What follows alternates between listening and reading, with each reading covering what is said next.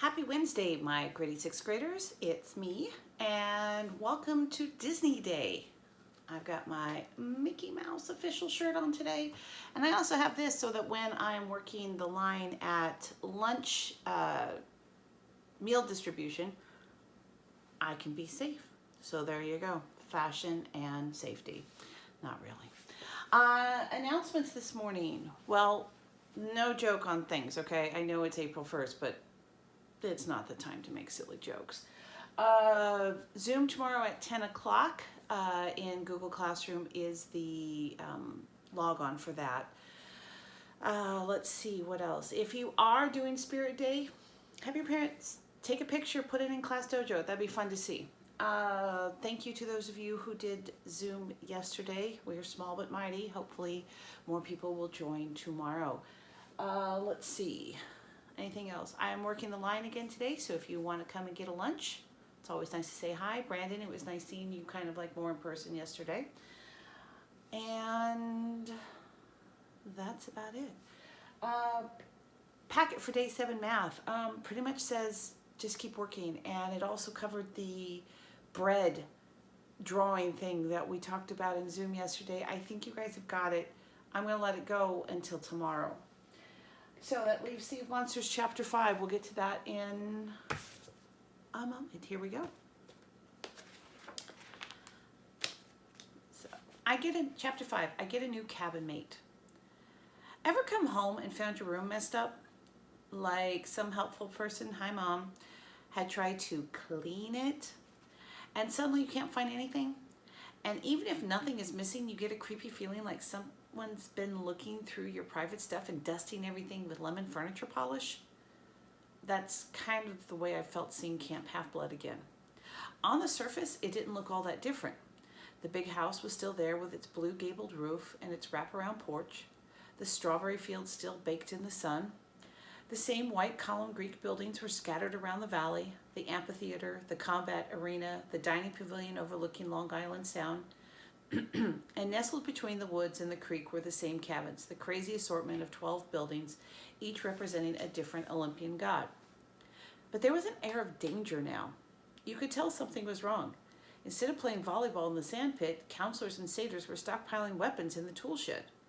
Dryads, armed with bows and arrows, talked nervously at the edge of the woods. The forest looked sickly. The grass in the meadow was pale yellow, and the fire marks on Half-Blood Hill stood out like ugly scars. Somebody had messed with my favorite place in the world, and I was not, well, a happy camper. As we made our way to the big house, I recognized a lot of kids from last summer. Nobody stopped to talk. Nobody said, "Welcome back." Some did double takes when they saw Tyson, but most just walked grimly past and carried on with their duties, running messages, toting swords to sharpen on grinding wheels. The camp felt like a military school, and believe me, I know I've been kicked out of a couple.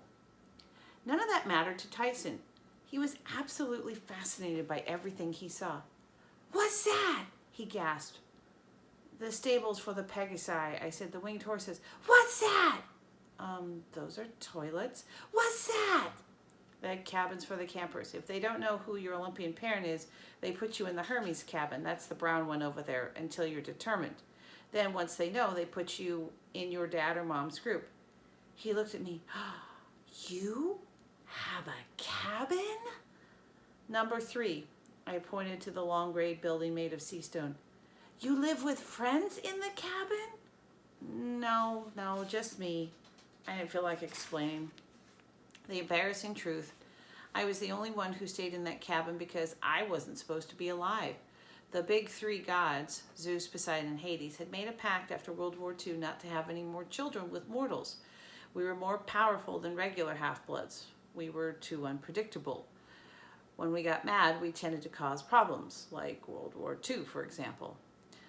The big 3 pact had been broken only twice, once when Zeus sired Talia, once when Poseidon sired me. Neither of us should have been born. Talia had gotten herself turned into a pine tree when she was 12. Me, well, I was doing my best not to follow her example. I had nightmares about what Poseidon might turn me into if I were ever on the verge of death. Plankton, maybe, or a floating patch of kelp. When we got to the big house, we found Chiron in his apartment listening to his favorite 1960s lounge music while he packed his saddlebags. I guess I should mention that Chiron is a centaur. From the waist up, he looks like a regular middle-aged guy with curly brown hair and a scraggly beard. From the waist down, he's a white stallion. He can pass for human by compacting his lower half into a magic wheelchair. In fact, he passed himself off as my Latin teacher during my 6th grade year. But most of the time, if the ceilings are high enough, he prefers hanging out in full centaur form. As soon as we saw him, Tyson froze. "Pony!" he cried in total rapture. Chiron turned, looking offended. "I beg your pardon." Annabeth ran up and hugged him. "Chiron, what's happening? You're not leaving?" Her voice was shaky. Chiron was like a second father to her. Chiron ruffled her hair and gave her a kindly smile. "Hello, child.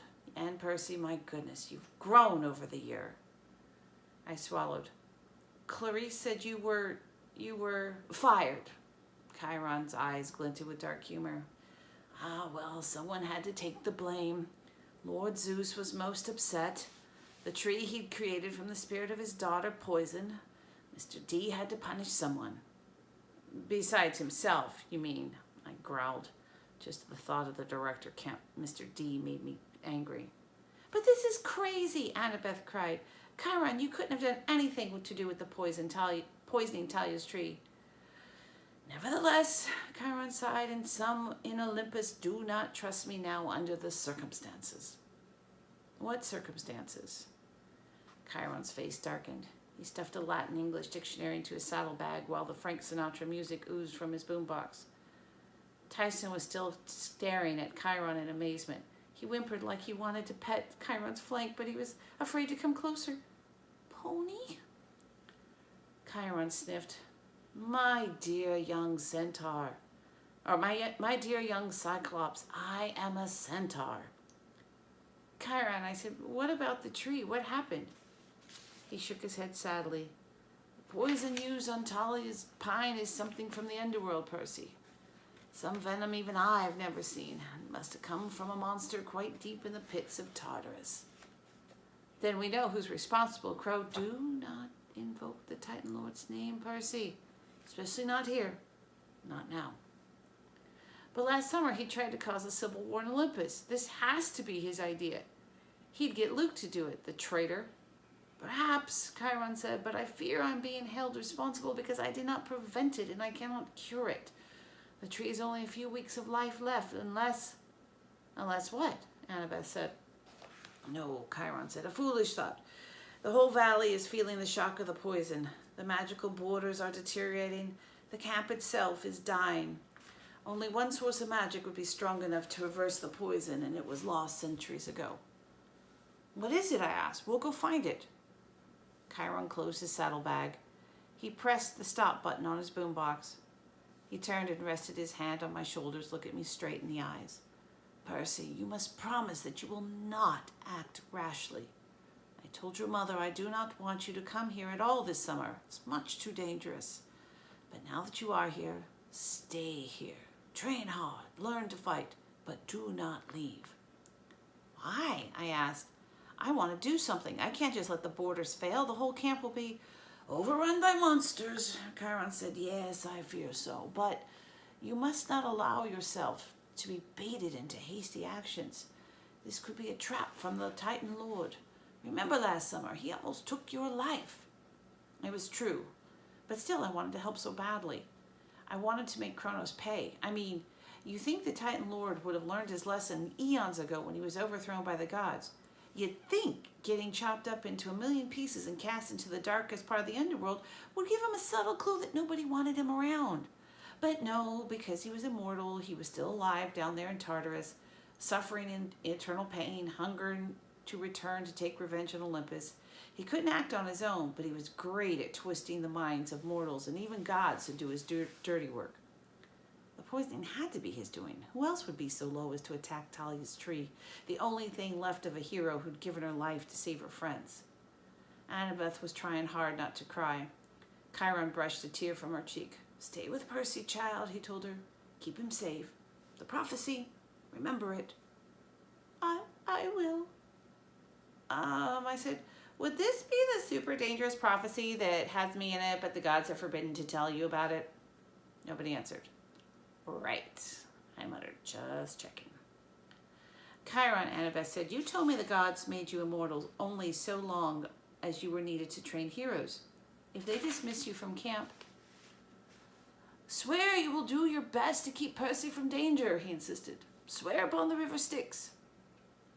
I swear upon the river Styx, Annabeth said. Thunder rumbled outside. Very well, Chiron said. He seemed to relax just a little. Perhaps my name will be cleared and I shall return. Until then, I'll go visit my wild kinsmen in the Everglades. It's possible they know of some cure for the poison tree that I'd forgotten. In any event, I will stay in exile until the matter is resolved, one way or another. Annabeth stifled a sob. Chiron patted her shoulder awkwardly. There now, child, I must entrust your safety to Mr. D and the new activities director. We must hope, well, perhaps they won't destroy the camp quite as quickly as I fear. Who is this Tantalus guy anyway? I demanded. Where does he get off taking your job? The conch horn blew across the valley. I hadn't realized how late it was. It was time for the campers to assemble for dinner.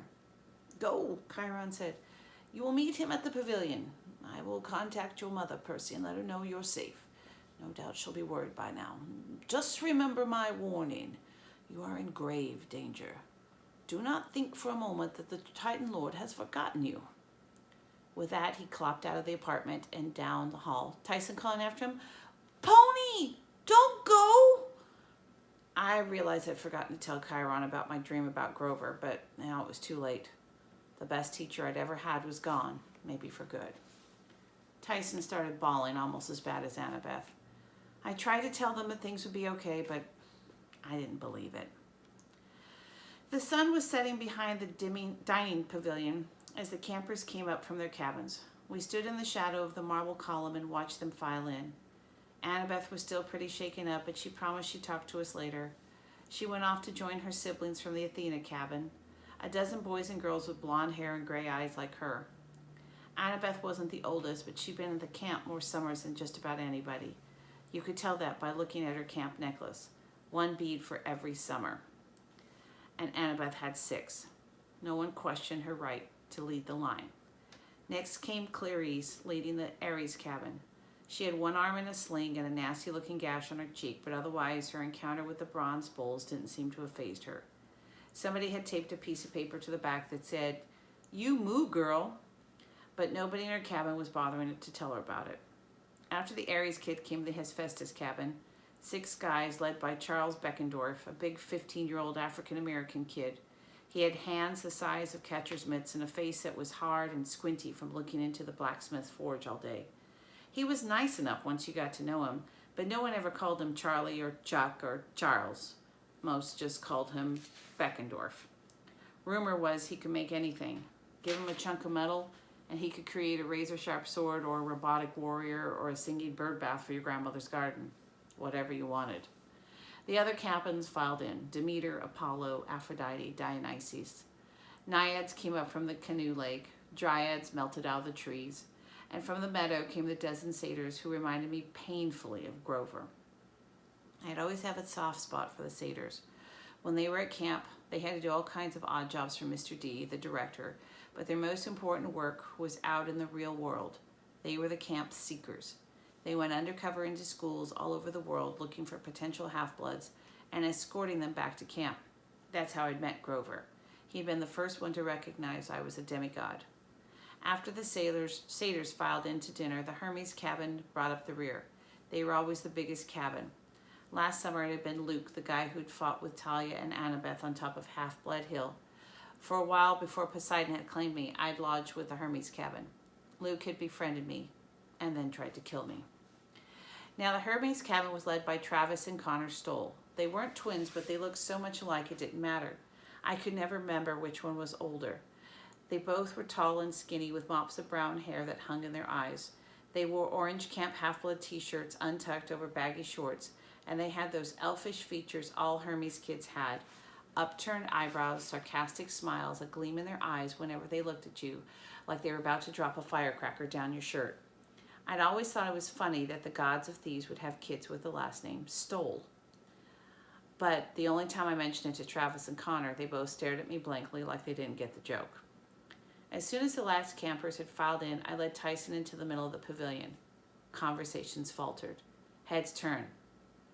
"Who invited that?" somebody at Apollo's table murmured. I glared in their direction, but I couldn't figure out who'd spoken. From the head table, a familiar voice drawled, "Well, if it isn't Peter Johnson, my millennium is complete." I gritted my teeth.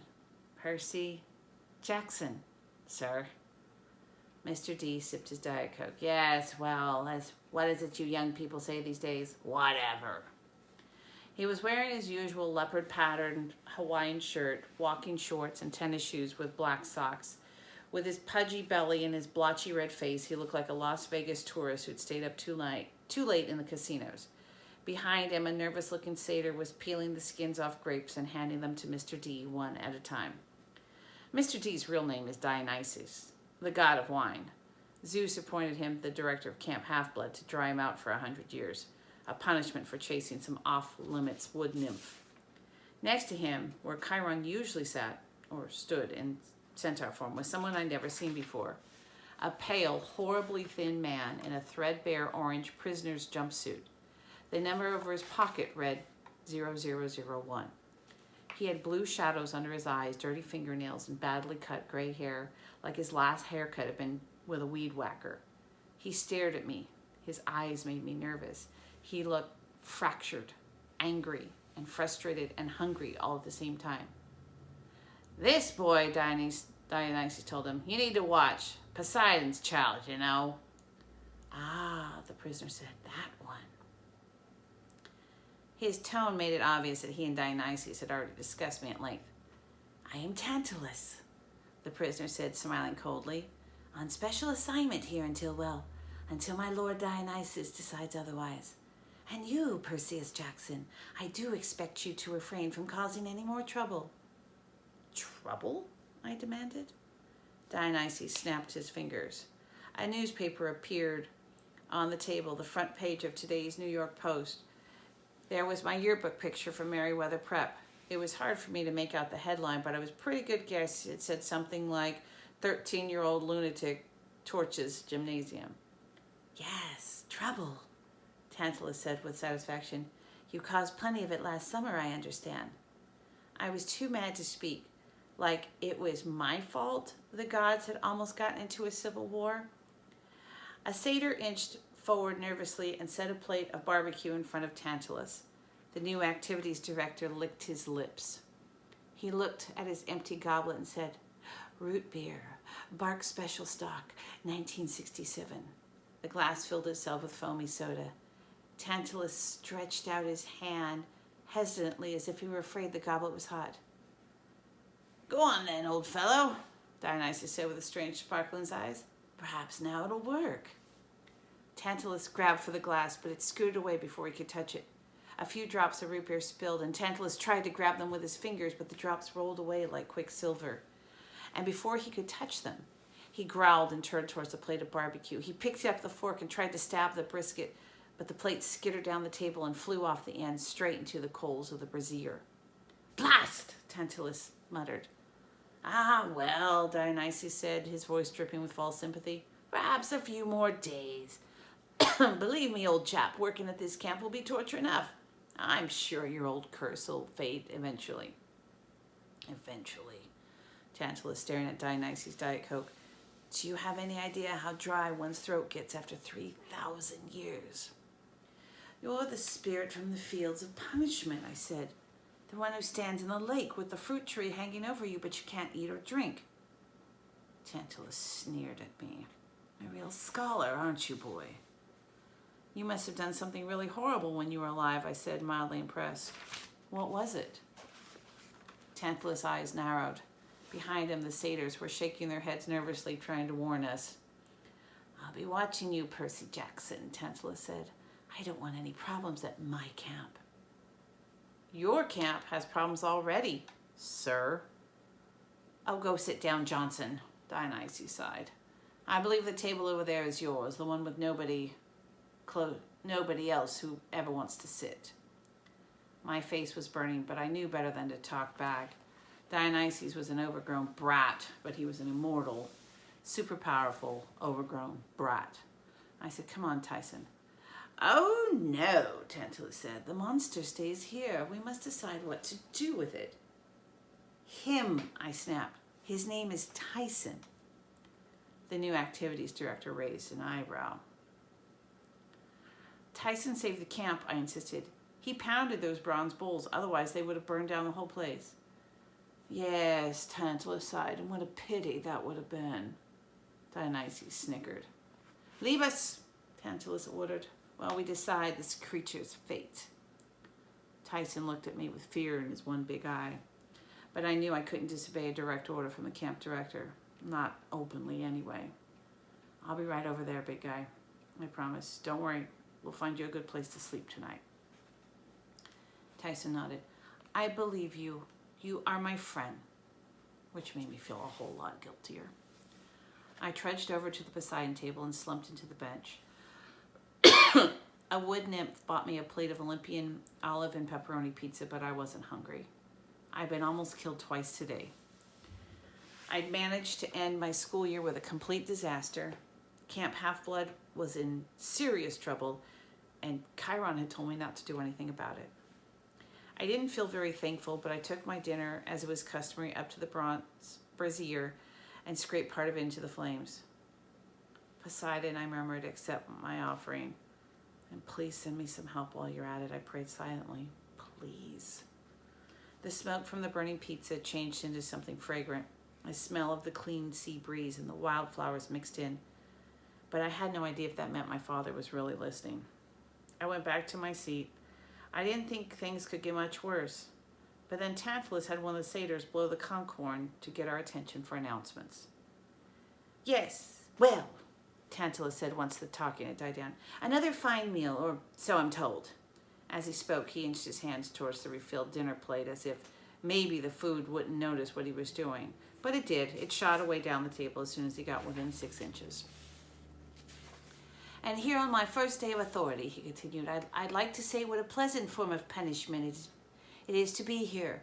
Over the course of the summer, I hope to interact with each and every one of you children. You all look good enough to eat. Dionysus clapped politely, leading to some half-hearted applause from the satyrs. Tyson was still staying at the head table looking uncomfortable, but every time he tried to scoot out of the limelight, Tantalus pulled him back. Now some changes, Tantalus gave the campers a crooked smile. We are reinstituting chariot races. A murmur broke out at the tables. Excitement, fear, disbelief. Now I know, Tantalus continued, raising his voice, that those races were discontinued some years ago due to technical problems. 3 deaths and 26 mutilations, someone at the Apollo table called. Yes, Tantalus said that, but I know you will all join me in welcoming the return of the camp tradition. Golden laurels will go to the winning charioteers each month. Teams may register in the morning. The first race will be held in 3 days' time. We will release you from most of your regular activities to prepare your chariots and choose your horses. Oh, and did I mention the victorious team's cabin will have no chores for the month in which they win? An explosion of excited conversation. No KP for a whole month? No stable cleaning? Was he serious? But the last person I expect to object did so. But, sir, Clarice said. She looked nervous, but she stood up to speak from the Ares table. Some of the campers snickered when they saw the "You Move Girl" sign on her back. What about patrol duty? I mean, if we drop everything to get ready for chariots... The hero of the day, Tantalus exclaimed. Brave Clarice, who single-handedly bested the bronze bulls. Clarice blinked and then blushed. I didn't. And modest, too, Tantalus grinned. Not to worry, my dear. This is summer camp. We're here to enjoy ourselves, yes? But the tree. And now, Tantalus said, as several of Clarice's cabinmates pulled her back into her seat. Before we proceed the campfire and sing-along, one slight housekeeping issue. Percy Jackson and Annabeth Chase have seen fit, for some reason, to try to bring this here. Tantalus waved a hand towards Tyson. Uneasy murmuring spread amongst the campers. A lot of sideways looks to me. I wanted to kill Tantalus. Now, of course, he said, Cyclops have a reputation for being bloodthirsty monsters with very small brain capacity. And under normal circumstances, I would release this beast into the woods and have you hunted down with torches and pointed sticks. But who knows? Perhaps this Cyclops is not as horrible as most of its brethren. Until it proves worthy of destruction, we'll need a place to keep it. I've thought of the stables, but that'll make the horses nervous. Hermes' cabin, possibly. Silence at Hermes' cabin. Travis and Connor Stoll developed a sudden interest in the tablecloth. I couldn't blame them. The Hermes' cabin was always full to bursting. There was no way to take in a 6'3" Cyclops. Come now, Tantalus chided. The monster may be able to do some menial chores. Any suggestions to where the beast should be kennelled? Suddenly everybody gasped. Tantalus scooted away from where Tyson in surprise. All I could do was stare in disbelief as the brilliant green light that was about to change my life, a dazzling holographic image that had appeared above Tyson's head. With a sickening twist in my stomach, I remembered what Annabeth had told me about Cyclops. They're the children of nature, spirits, and gods. Well, one god in particular, usually. Swirling over Tyson's head was a glowing green trident, the same symbol that appeared above me the day Poseidon had claimed me as his son. There was a moment of odd silence. Being claimed was a rare event. Some campers waited in vain for their whole lives. When I'd been claimed by Poseidon last summer, everyone had reverently knelt. But now they followed Tantalus' lead, and Tantalus roared with laughter. Well, I think we know where to put the beast now. By the gods, I can see the family resemblance. Everyone laughed except Annabeth and a few of my other friends. Tyson didn't seem to notice. He was too mystified trying to swat the glowing trident that was now fading over his head. He was too innocent to understand how they were making fun of him and how cruel people are. But I got it. I had a new cabin mate. I had a monster for a half-brother. So, today's Google assignment is going to be, you need to figure out who Tantalus is. And Tantalus is a very, very, very naughty god. He did some horrible things, and we'll find out why his torture is that things are tantalizing, close, but can't touch. And that's it. So, like I said, I'll be at the school today passing out lunches. We will have Zoom tomorrow at 10, and I will give you announcements about next week on Friday. Take care. Peace out.